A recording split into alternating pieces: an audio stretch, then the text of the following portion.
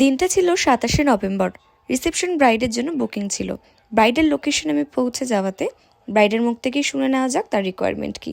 আমার একদম simple and সোভারের মধ্যে মানে খুব মিষ্টি হয় লুকটা।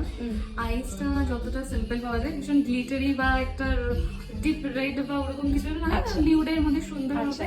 আর চোখটা কালো না করলেই ভালো, চোখটা তুমি লাইনার দিয়ে একটু সুন্দর কাজল প্রেফারেন্স আছে? না না Only liner? Only liner. Okay okay. আর লিপটা নিউড না রেড এর উপরে চাইছো? লিপস নিউড না, ঠিক রেড হলে মনে হয় রেড হলে ভালো। আচ্ছা ঠিক। এই হচ্ছে ফাইনাল লুক। দিদি কেমন লেগেছে বলো?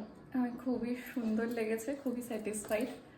ফুললি যেরকম একদম মনের মতো হয়েছে, পুনের মতন হচ্ছে, মানে যেরকম চেয়েছিল একটা রয়্যাল লুক চেয়েছিলাম। আচ্ছা পুরো একদম সিম্পল সোবার মধ্যে তো ফুললি স্যাটিসফাইড? ফুললি ওকে।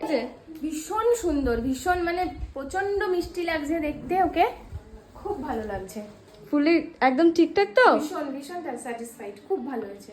ওকে ওকে। ভালো লেগেছে? ভালো হয়েছে, ভালো লেগেছে? দারুণ হয়েছে, দারুণ। দারুণ লাগছে। পুরো ভালো লাগছে তো? হ্যাঁ একদম। আর এই যে ব্রাইড আজকে আমার খুব রাশে আছে এখন, এটা একদম অফ লাইটে।